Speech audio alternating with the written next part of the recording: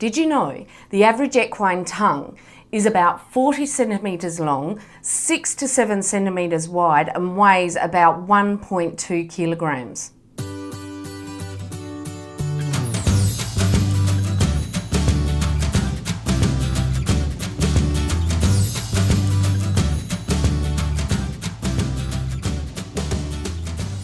Welcome to this video where we explore the sense of taste. The sensory taste cells are located in the taste buds on the mucous membrane of the tongue, and it's actually the chemical stimulation that comes from whatever goes into the mouth that gives the messages to the brain about taste.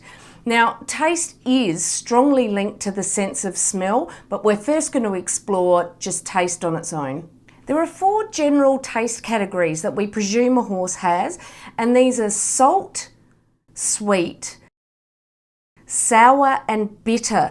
And most recently, a new taste category has been explored, and that is called a umami. And umami is a taste of glutamate, which is a taste that is found often in Asian dishes. Many animals, actually except carnivores, seek out sweet foods as they contain glucose, fructose, sucrose, and this is a really important source of energy for the brain.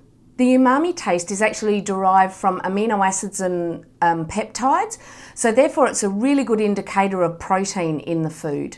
Interestingly, mares have a stronger preference for sweet food than stallions or geldings.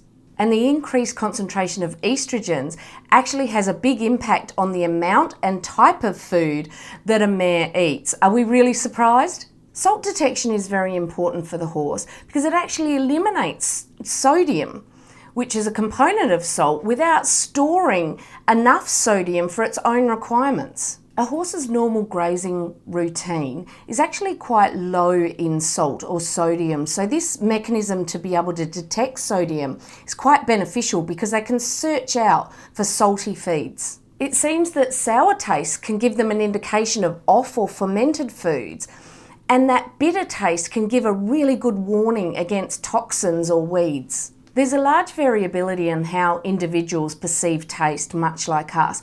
And there's also a great difference in how horses perceive bitterness and who uses bitterness to avoid eating or not. And therefore, this has implications for which horse it is that you can maybe allow in a paddock that may have a presence of some toxic weeds.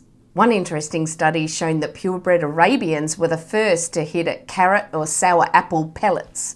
Overall taste is determined by more than just the taste buds on their own. There are a couple of other senses involved. How the horse smells the food and how it reacts to that smell, as well as the texture of the food, are very important to determine whether a horse likes its feed or not. It does appear that taste overall is more important than the other factors when a horse decides which feed to eat. Horses aren't terrifically quick at learning lessons on what feeds are not good for them. We think maybe this is because they're hindgut fermenters, so there's a less quick response to eating something and then making them feel unwell.